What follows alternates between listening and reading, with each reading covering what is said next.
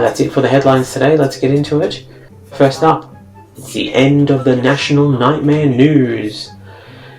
It is May 2022 as this is recorded, and the Australian election has just ended.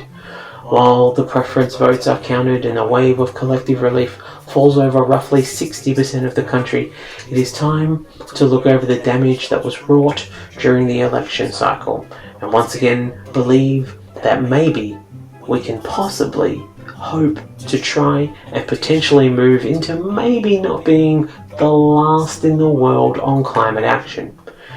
We dare to dream of being maybe second last? What a delightful dream that is. Second last. We can point to somebody else and say, oh, well, at least we're not them. As there was a change at the highest office in Australia, no, not the Governor General, you'll never have a say in that unless you're willing to take one for the team and marry the newly single Queen before she hands over full power to Charles. But hey, if you're willing to go for it, we will set up a GoFund. No, I mean the Prime Minister, as Anthony Albanese has taken the role in a landslide victory over a government run so poorly that people have lost their infatuation with trying to change the bad boy, who we know that we can change if they would just let us love them party, the Coalition, and instead would rather turn to the party of being thirsty for your votes, Labour. A party so desperate for you, it actually has your interests as one of a long list of potential priorities they will definitely try and get to before we get tired of the Good Guy Act and make our messy bitch return to the bad boys of politics for another go at changing their ways.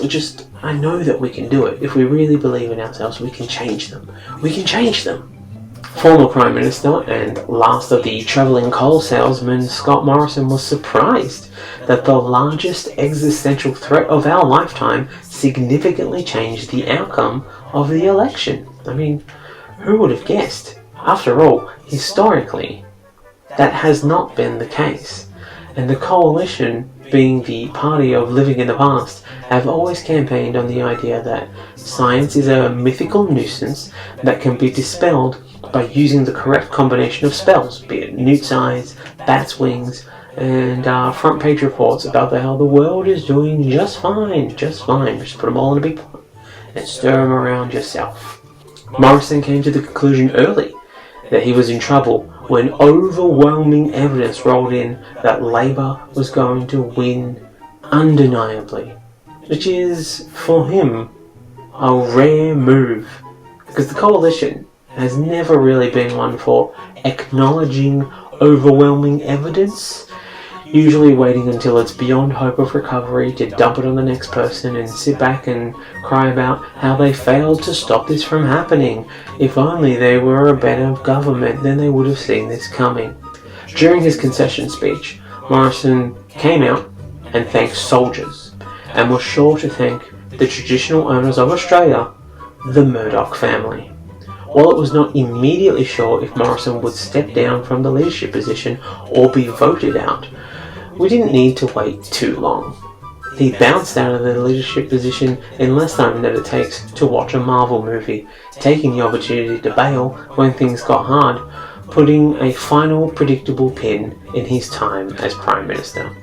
As the votes continued to roll in, we saw the possible pool of expected leadership challenges shrink from 2 to 1 when Josh Frydenberg officially conceded, leaving professional Voldemort impersonator and Defence Against the Dark Politics Minister Peter Dutton as the only candidate for Liberal leader.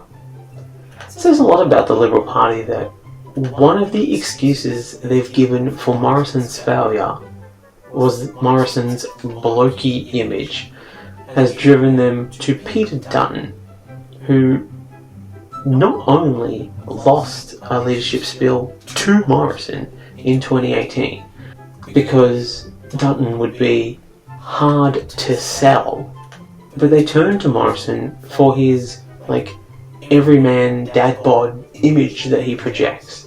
According to the ABC, there is a fear among moderate liberals that, if you believe such an oxymoron could exist, that a Dutton leadership might embolden Conservatives to drag the party further to the right, with one MP saying that they would make their view very clear that the Liberals are the party for Middle Australia and must not be lurching to the left or the right. Well, if they want a man for the centre of Australia, Dutton is the man to go to. His hardline views on climate change as a thing that should be experienced but not spoken about, according to former Chief of Defence Force Chris Barry, who said, "Defence personnel are not allowed to speak out on the national strategic threats posed by climate change without prior approval from Peter Dutton's office," despite the fact that in recent years, defence being expanded to not only include national security of Australia, but to grapple with non-traditional security issues such as climate change related disaster relief. Weird that. Weird. So you can see he's already heavily involved in fence sitting as a matter of not going too far to the left or too far to the right. And as the water levels of the coast rise and all of Australia will be forced to the centre of the country, then he's doing his job, eliminating the metropolitan and regional divide, making us all regional Australians, bringing us together as one. Even keeping in good spirits about the whole thing, here he can be seen having a good old laugh about the idea that our Pacific neighbours will be able to pick our fruit when their island nations start to drown under rising sea levels. Time doesn't mean anything when you're about to be, have water lapping at your face. What a hilarious joke. So he's already thinking about the economy post-climate change. That's a good sign, as his deputy is going to be former environmental minister and woman showing who is responsible for problems she helped to create, Sussan Ley. Long-term listeners would remember Susan does not have a duty of climate change to protect young people from the harms of climate change Ley from that time that she, as Environment Minister, appealed against a high-profile court decision that found that she had a duty of care to protect young people from the climate crisis when assisting fossil fuel developments. And then, just to prove a point, pushed some children in front of a bus to show that she also didn't have a duty of care when it comes to saving children from the dangers of oncoming traffic. Yeah, it's just a real proper flex, that one. Nor from bird attack, as she spread breadcrumbs all over their recently injured bodies, and then laughed and laughed and laughed. So, two good-humoured people coming to power. A real solid team with measured, considerate thoughts about the future of the country. It's just good to see that they've got their shit together. But the time for strong leadership is now, and Dutton is nothing but a strong-headed loudmouth who won't let others bully him, right? Not even refugee advocate Shane Barsey, who he sued for defamation after Barsey tweeted that he was a rape apologist when he made excuses for actions that were clearly rape. But he's not going to let simple things like the truth get in the way of defence, because that's his strong suit, defence.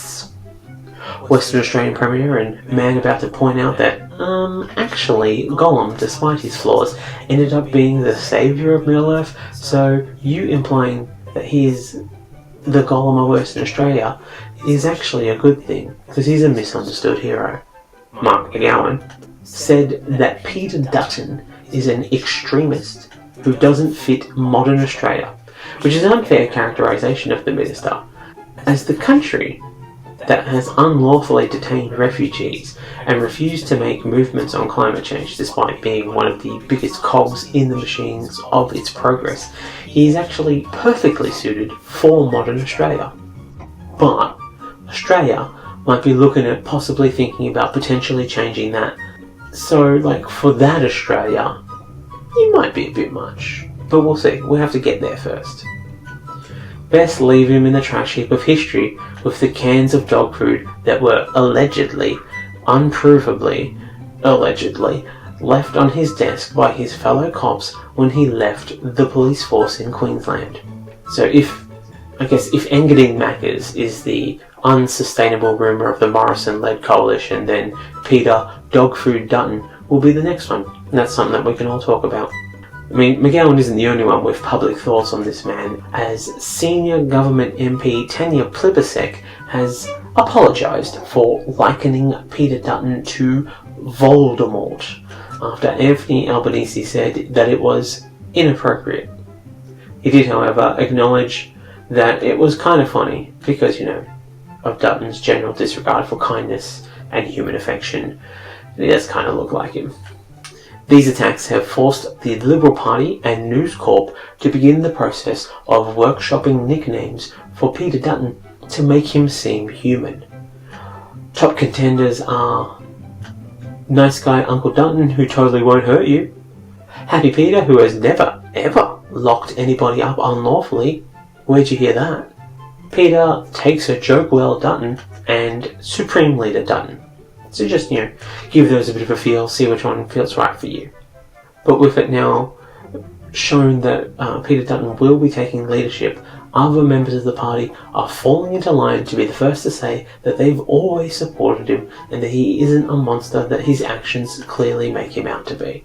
First up was a Liberal MP and man who was totally unaware he's been connected to a business that took $37 million in government contracts, Stuart No Idea Robert, who says that you can't judge Dutton on his views or actions.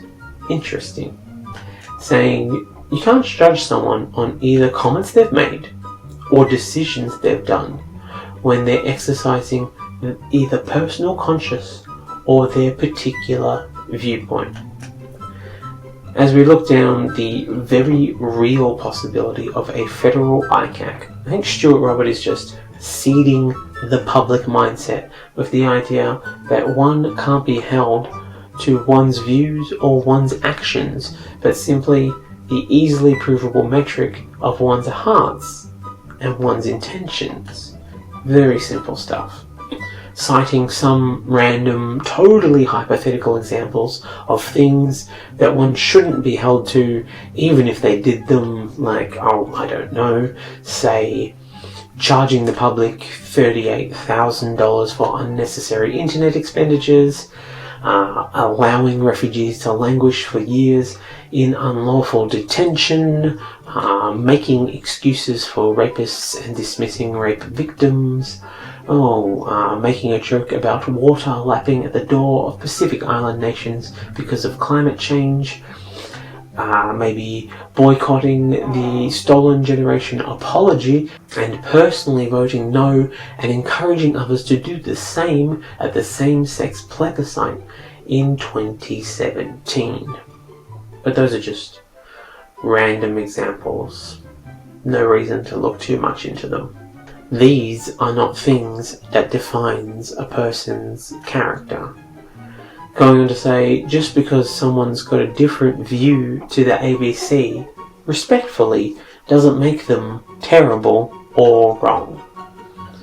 Elaborating, like that Hitler guy, for example. I hear so much about, you wouldn't judge him on his comments he made or the decisions that he exercised while expressing his viewpoints just because they're different from that of the ABC.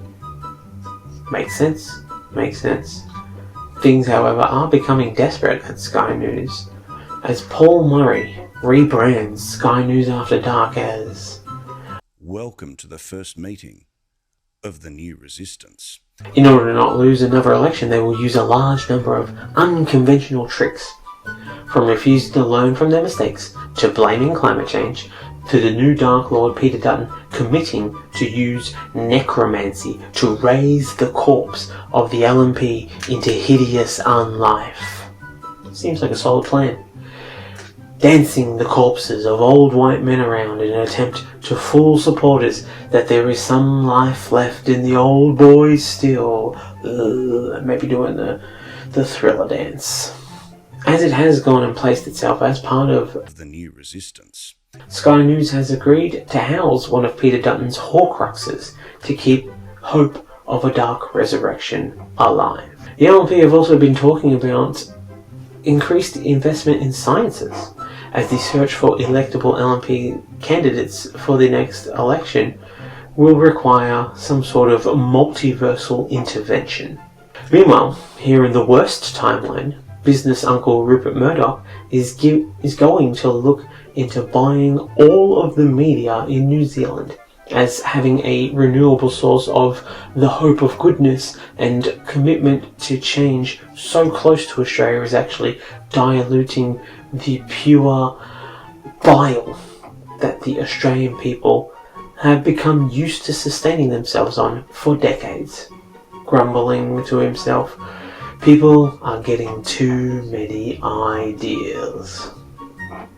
And it is seeming increasingly likely that they will need it, as there is turmoil in the party already, with Barnaby Joyce saying the Nationals refuse to rule out a coalition split, reassuring voters it was his preference to continue the partnership with the Liberals, but saying it'd be up to them and their decisions, saying in a very reassuring tone, it's a real nice coalition that we've got here. Be a shame if something were to happen to it, eh? Just what a shame that'd be. Causing something of a Sophie's choice for Sky News, who'd be forced to choose who they want to stay with if the Nationals refuse to stay as a coalition. While the big business side of the Liberal Party seems an obvious match for the propaganda machine, the Nationals are saying that they may abandon the support for net zero emissions after the coalition's election defeat, and that is a really appealing idea for Sky News, who genuinely hated pretending that they weren't climate denying, poisonous, idea spewing merchants of shit for 2 weeks while they talked about the problem with climate change. That one time that they did that? And seeing as the National Party just spilled its leadership position and won't have to deal with Barnaby Joyce, well, that simply sweetens the pot, eh? Adani, however, were thrilled at the idea of the coalition split because it means that they'd be getting 2 Christmases every year. Twice as many gifts, twice as much fun.